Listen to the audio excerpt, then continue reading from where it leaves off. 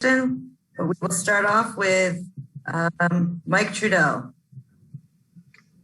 Hey, Frank, we saw the news that Mark is going to be out with the health and safety protocols. Just want to know kind of when you found out, how much that baked into the game plan, and if there's anything else that you know about it. Yeah, it changes things a lot for us. Obviously, he's our starting center. And all I can really say at this point is that he's out for health and safety protocols. And, we're going to start Montrez and have a next man up mentality for tonight's game. Frank, at this point, do you assume that he's out tomorrow as well, or will you not know for sure until tomorrow? Still don't know. Got it. As for Trez at the center spot there, Frank, what goes into that thinking, and what do you think are the most important factors for him on defense and offense against the specific Phoenix matchup? Yeah, this could be a game-to-game thing. If Mark misses more than one game, gauge the matchup. I think there's some value in keeping Trez in his role off the bench and putting somebody else in there to start. We still don't know if Daniel Jones is going to be available to us tonight. He's questionable and trying out to see if his back will loosen up right now. But we're playing against a big dude, DeAndre Ayton. So Trez is going to be asked to go out there and battle him. They play a small second unit, so we'll counter that with a small second unit of our own. And then, Frank, just on their backcourt, you got two All-Stars now. You just had the matchups against Lillard and Steph, and just wondered how much you can play that way when there's a different option like that with Chris and Booker on opposite sides of the court. Yes. Just reiterate that real quick, Frank. So you had the last couple of game plans with with Damian and Steph. Just wondered now that you've got kind of two All-Star guards in the backcourt in Phoenix, and how you see it with Booker playing next to Paul and how that impacts things. Yeah, it's definitely different when you have another All-Star out there on the backside. But I'd also say that guarding Dame and guarding Steph are different than guarding Booker and Chris Paul. So there's different coverages required, and not really going to get into the details of what that looks like. But it's a different game plan than the last two nights. Okay, next question for Dan Wyke, please. Hey, Frank. Who's going to start tonight? Other than Trez, is it still Markieff, or is it just Trez for Mark? Everybody else the same. Okay, and then who would be then the backup center? Can Kuz? Is that something Kuz can try if they play small? Well, we'll see. We don't know yet if Daniel Jones is going to be available to us. He's an option. They're playing a small ball second unit, so we can see Dudley in there as well. Kuz would be out there. It really would be a centerless lineup more than who's playing the center. And then I guess lastly, where do you think kind of Trez is at defensively with like what you guys are asking him to do on that side of the ball? What's that process been like this year, and kind of how much has he gotten better? Yeah, he's working really hard. He's giving great effort. He's trying to pick up the schemes that we're putting in, which are complex. It's easy for us to go into right where we were in the playoffs last year. We're working with him on those, and I think he's doing a great job picking things up. Okay, Kyle Goon, please. Hey, Frank. When you initially lost AD, you were talking about the expectation that you're going to win. You guys obviously won the Minnesota game that had the 4-game slump. And then the last 2 games, do you feel like there's been any sort of, obviously Dennis is a huge part of that, but do you feel like there's been any sort of growth in guys sort of rising to meet those expectations that you had initially set when AD got out? Yeah, I think, the expectation was still to win games.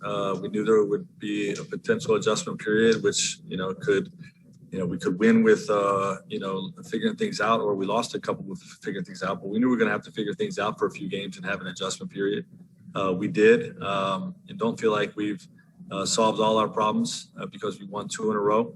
But we're making progress, and we'll continue to evaluate and adjust from game to game.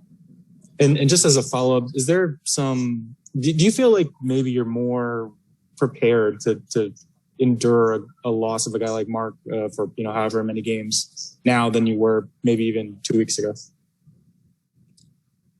Well, I think, Trez has always been a guy that can play starter minutes. He plays a lot of minutes off the bench. So I think we've been prepared. We've been prepared for that all year. Losing Mark when you don't have Anthony that's where it's the biggest concern. So we'll have to continue to see what our depth looks like. Like I said, this opponent plays, a small second unit, so we can counter that with a small second unit of our own. We play bigger teams, then it'll be more of a concern than tonight. Okay, Dave McMenamin, please. Frank, LeBron said after the last game, one of the adjustments that he made to try to get the team back on track was his defensive focus. He said he's just been really flying around. How much is that him being instinctual and some of those steals he got against Golden State, just reading passing lanes? How much is it the positioning you guys put him on defense to allow him to make those reads? Well, I think he's always trying to fly around. I mean, that's why we're the number one defensive team in the league. Him being back there as a middle linebacker, both calling things out and being really active on the backside. The last two opponents, we've had a lot more double teams, which activates our backside.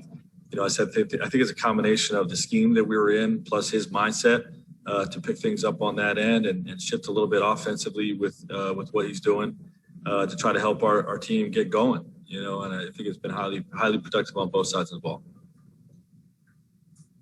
Okay, we're going to go with Dwayne, Arizona Republic.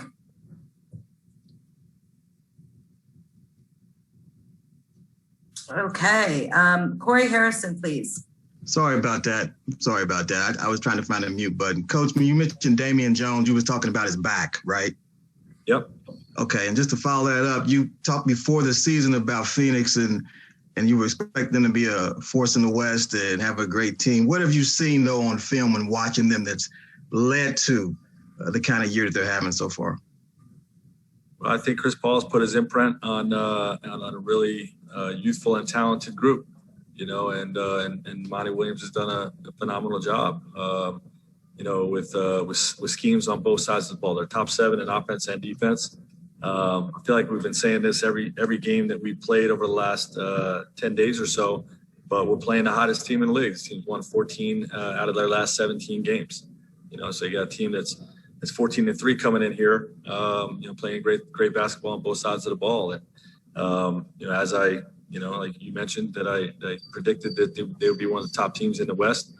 They're playing that way, and we're going to have to be at our best to beat them. Okay, last question is going to be to Jim Conlon, please. Hi, Coach. You mentioned Chris Paul, and he seems to be evergreen. He seems to be getting better with age.